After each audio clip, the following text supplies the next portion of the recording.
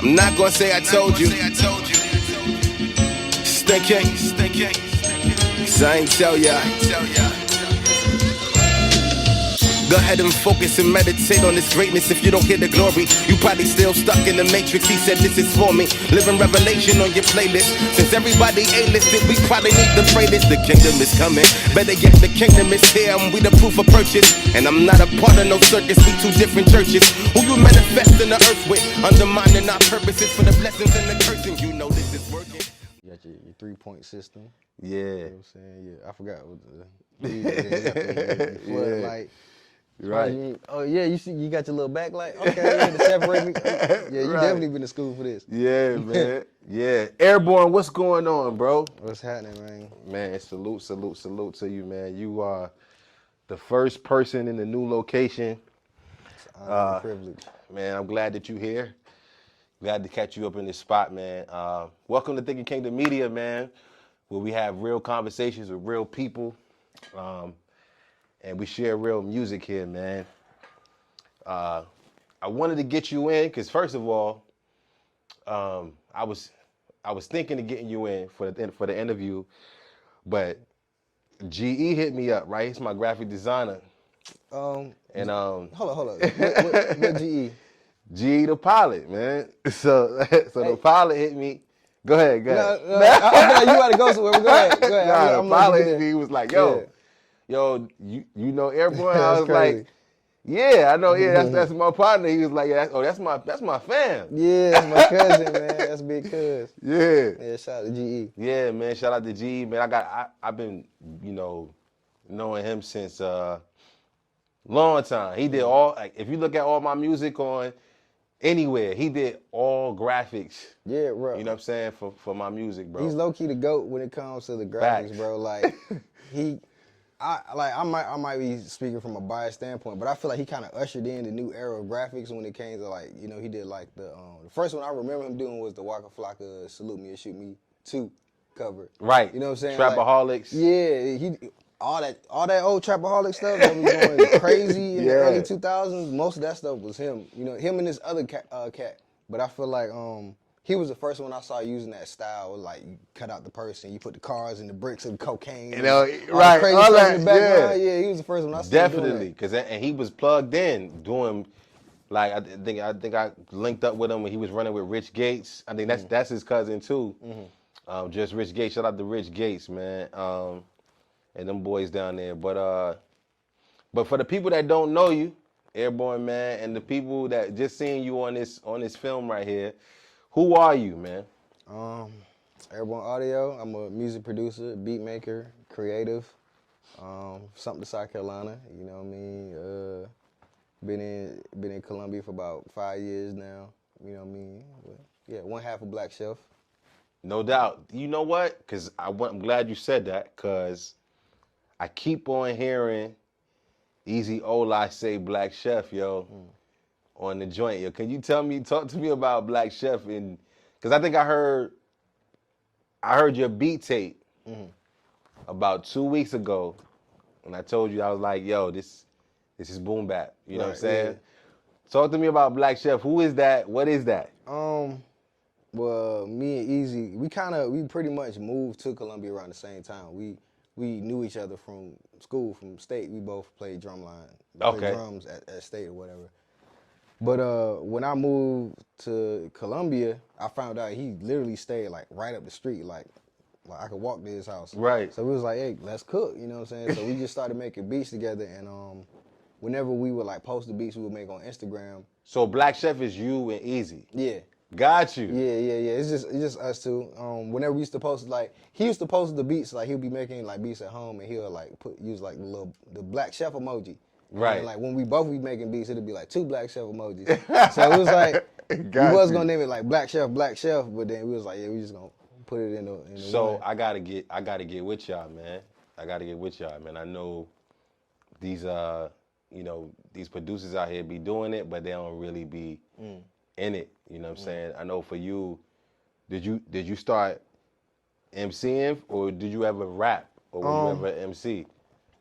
Kinda. Like I can write, but I never really fully, you know what I'm saying, like rapped. I never really like went in the studio like I'm about to record myself. And, Yeah. You know what I'm saying? I laid down stuff before just on some experimental type stuff, but I never really took it serious. Take it serious, yeah. I got you. So you more so the producer, in the producer lane. Got you.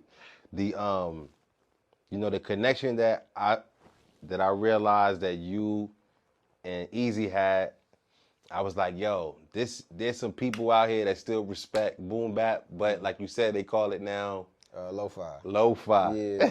Yeah. It's like lo-fi or like beat. Some people call it beat culture. Like before the word lo-fi, people was more so using like beat culture as the word to describe that. But yeah. Right. And see, for me, I'm still gonna call it boom bap, but now I know what I'm looking for. I'm looking for a lo-fi sound. Yeah. So like, how long have you been producing, man, and making beats?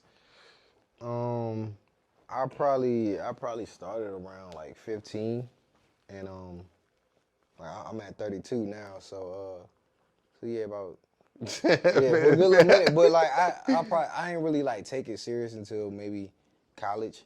Yeah. You know what I'm saying? Like I kind of got more around more like-minded people. Right. And like I'm from Sumter, bro. I'm from a small town, bro. So it's like I had a small town mindset when it came to the music. I was just making beats like just for the fun. I wasn't necessarily thinking like, oh, I'm gonna do something with this and nothing like that. But I got around more like-minded people, and I started to see them actually like take it serious. Yeah. And like actually like do stuff with it. You know, putting out music, like not just making it just for fun, like making it with intention and putting it out. So I was like, yeah, maybe I could, you know what I'm saying, do a little something with this. Yeah, I think the first time I had an encounter with a beat, a producer, was I had stole a beat off YouTube, recorded on the joint, then my apostle at my church said, yo, who beat you rapping on? Right? And just checked me like, You yo. can't really answer that. Oh, you stole that beat. You a thief. Right. Right? Like, like, and I was like, nah, I was just inspired by, Right, yeah. you know what I'm saying? And then, so I went in the inbox and I was like, yo, I stole a beat. Yo, I want to pay. What's the lease? Right. Then I realized how pricing goes when it comes to production. Right. And then he was like, oh, that's on my tape. So I can't let you get that one. Even if you did put it out, they're going to flag it because Right. Yeah. it's on my tape, man. Right. But I appreciate, Yeah, now that's honorable because you got so many people that just steal it and not think twice about it. Right, that's what I was saying. That's honorable. Right. I mean, but when did you get to the point where you said, yo, I'm going to put a tape out? The first tape I did was actually in college. You can find it too. I listened to it not too long ago. It's on not Dat Piff. It's on Dat Piff. It's on Dat Piff. It's called The Presentation. Yeah. I don't know if I was still going by Airborne Audio or it was like some other name. I can't remember. Yeah. But if you go on datpiff.com and look up The Presentation, it's either gonna be like Marco 803 or like Airborne or something. I can't remember what I was going by at the time, but right. Yeah, that was my first beat tape. But that was like probably 2013, 14. 2013, 2014. Yeah. So, yeah, I put my first mixtape out officially 2013. I stole half of those beats. But, people that listen to my music would probably say that was probably my best project ever. You know what I'm saying? You can't help what you inspired by. It, right, but it was all, I went for all boom bap because, I started doing kingdom music. And so, for me, when I started doing Christ-centered music, I didn't want it to be lame. You know what I'm saying? I didn't want it to be super preachy and super, lean in. You know what I'm saying? I wanted to still give people the gospel, but make it what I want to hear. You know what I'm saying? Yeah. So I had 14 KT joints on there. I had Kev Brown. Yeah. I'm talking about these are the producers that were on the project. Right. I didn't even put it out until like on all streaming platforms until 2020. But it was on SoundCloud originally, you know what I'm saying? But what I wanted to ask you was, how you feel like, have you ever had a rapper steal your beat? And you end up the occasion that I had closest to that, like I'm pretty sure people had took my stuff off of YouTube and used it without my permission, but like, you don't never really find them. I had this one occasion where it was just a dude kind of, the whole online selling beat hustle is kind of weird, especially on YouTube, because you post a beat and like a marketing scheme is put free in the tagline. But free comes with stipulations, meaning that, oh, it's free for you to download it and record to, but it's not free when you put it out. You know what I'm saying? So I had a guy come to me and be like, hey, I put a tape out and I use your free beat. You know what I'm saying? And he was like just genuinely on some, hey, just check it out. I just wanted you to know what to think. But he already put the tape out. And I was like, that's cool, bro, but like, you know what I'm saying? If you putting it out, you still got to pay for it. You know what I'm saying? Right. Like, it's free for you to download it and write to it, record to it, and bounce it out, listen to it in your car, but not necessarily put it out. For you to collect money because you got it on streaming services. You know what I'm saying? So all you whack MCs out there, y'all need to understand that free don't mean free. Ain't nothing in this world free, man. But I was one of them whack MCs. I mean, it's all about approach, though, bro. It's all about approach. Like, a lot of times, you can approach a producer, and from I don't want to necessarily say from an aspect of wanting to build, like, at least put forth effort to try to, you know what I'm saying, pay or something like that. Right. Like, if you can't afford the full price, like, hey, bro, can I pay half now and half later, or is it, you know what I'm saying, can we do some type of, if you a dope MC and you know you got dope bars, be like, hey, can I get the beat in exchange for a verse? For a verse. You know what I'm saying? Right. Or whatever, because like, me being that I do stuff with Easy, you know what I'm saying, sometimes a lot of the features that we do for the Black Chef stuff, I get on my own, you know what I'm saying? Like, I holler at a rapper and be like, Easy don't even know what I'm doing. Like, hey, slide a verse on that real quick. You know what I'm saying? Just, you know what I'm saying? But I worked up so many connections that I have plenty of rappers and artists I can go and reach out to, but hey, let me get a verse. Let me get a hook. You know what I'm saying? And it's not a problem because, like, we've done that exchange before. But it was always an exchange. It was never really like, oh, I'm a rapper. You're supposed to make beats, so make me a beat and give it to me for free. Like, nah. Yeah, I mean, just the business of production and what comes with it and what's behind it is super important to keep in mind. Right. Just shining in your grind, bro. Like, we all have a ceiling. Like, me as a filmmaker or a videographer or a content creator, I'm looking at the people who got millions of views, millions of likes, right? You know what I'm saying? And I'm like, are these people really getting money? Or like, are they just doing it just for the love? Like, you know what I'm saying? Exactly. How do you approach like that? Do you have like a ceiling? Like, you know what I'm saying? Like, you know how the NBA, when you get drafted, they say like, it's a ceiling. Here's what we think you are and what you could be. And here's the floor. So, like, who do you got like a people or a person that you look at, or like a, you know what I'm saying? Like, you talking about like who would I model? Yeah. Man, I got a lot of influences, man. Initially when you were, asking the question, the first person I thought about was The Alchemist.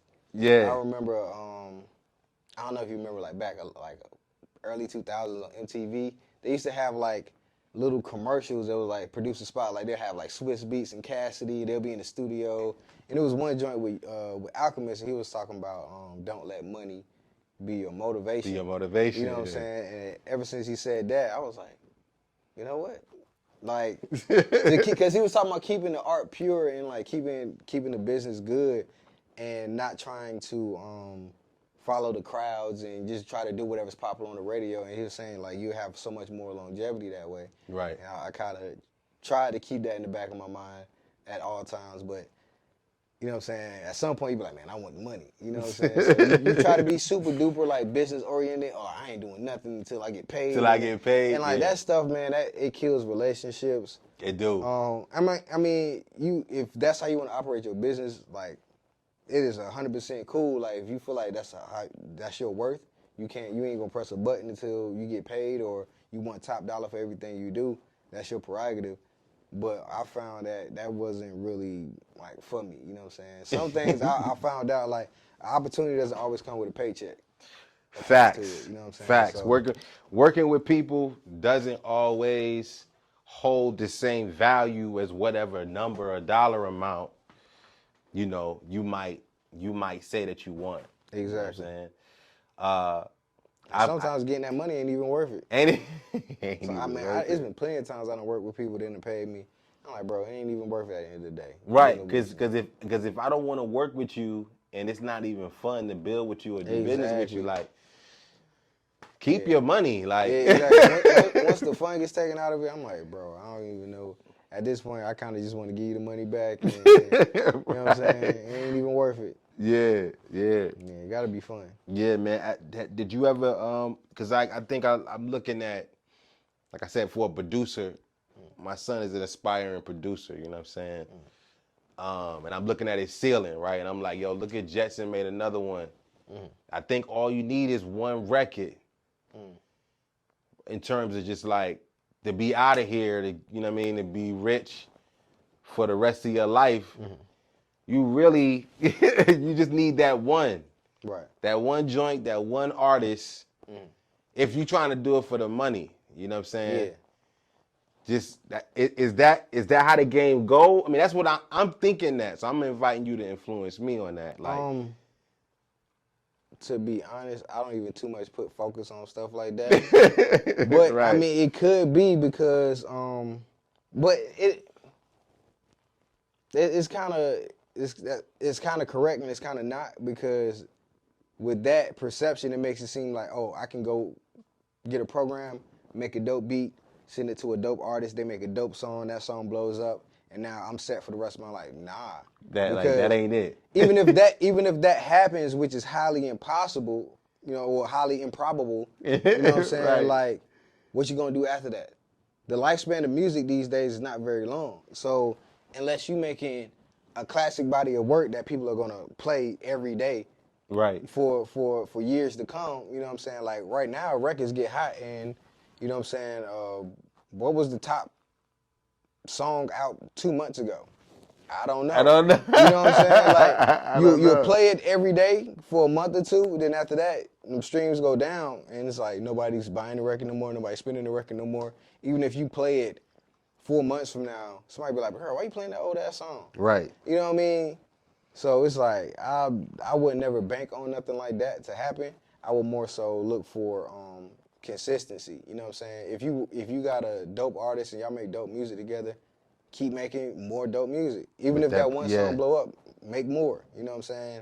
Right. And it's the power of numbers, man. You gotta the more numbers you produce, you know what I'm saying, the more likely one of those things is gonna take off. Big facts, man. Just even the process of the relationship that you build with that person, it's invaluable. You know what I'm saying? All those years together, all of that music you made, that stuff is worth way more than the money. Exactly. You know what I'm saying? I think I've learned over time that the relationship pieces of these things that we talk about, that we aspire to do, it's the journey. Yeah. You know what I'm saying? Yeah, it's it the really journey is. that's super, that's more important and more valuable than anything else, man. It really is, man. Yeah, man. So what's next for you, man? Like, I would go through your discography and all of that, but I'm gonna just tell my audience, listen, man, Airborne Audio, I'm gonna link everything in this film right here, man. But this brother from Sumter, South Carolina, is talented, man. I think a lot of people don't even know that good things come out of South Carolina, man. Oh yeah. Good, dope people, man. Dope artists, man, come out of South Carolina, man. The majority of everything that's great about America comes out of South Carolina, bro. I'm trying to tell you, man, everybody got their roots in South Carolina. Yeah, man. Everybody in America got their roots in South Carolina somewhere. Yeah, man. So just, man, Airborne Audio, make sure y'all go check out his art, man, his music, man. He's got bodies of work, man. So, like, he not playing with this thing, man. Some people be having their little beat machines and making their little beats on their program, but nah. I pulled up on my bro beat tape. You know what I'm saying? Like, you're the first person that I know that has a beat tape on all streaming platforms that I've ever sat down and talked to, man. And as an artist, as a rapper who be like, oh, let me get that. Yeah. I just want to just salute you on behalf of all of the excited, overzealous rappers out there stealing beats off YouTube. Free don't mean free. You know what I'm saying? Yeah. My brother sit down and build these joints, you know what I'm saying, by hand. So like, y'all make sure y'all go check that out, man. But what you got coming up next, man? What's in store for, you know, what's going on with Black Chef, man? What you got, a project coming? Man, I'm working on more beat tapes. I'm trying to, for the summer, that's probably gonna be like my main focus. Yeah. Dropping more beat tapes at a more consistent rate. I want to be able to you know, put out a few a year. You know what I'm saying? At least about 4. You know what I'm saying? I want to get to that kind of level of consistency. Yeah, you know what I'm saying, and workflow. But besides that, man, I'm working with of course, I'm always working with Easy. We working on whatever the next Black Chef project gonna be. Yeah, wow, yeah. Yeah, man. We ain't quite figured out what the next one gonna be just yet, but we sitting on some tracks for right now. I got to get in with my homie 1 Pound Jew. We got some work we got to do. Tony Esther, we working on something. My homie R Dada out of Charleston, we working on something. I got to send some joints to my boy Shaq the Will out in Charleston, man. It's a lot of people. I'm working on creating a producer community type ordeal thing. I don't really know exactly what to call it yet, and I don't want to give out too many details on it just yet, but I want to do something for the like-minded producers of the community to come together and be able to bounce ideas off of each other and you know what I'm saying, just have an avenue for each other to like share ideas and network and all of that. No doubt, man. Just before I let you go, man, just want to add some value for the young, inspired, aspiring producer. You know, they out here 12, 13 years old, trying to figure it out, man. What advice would you give them, man? What you want to let them know, man?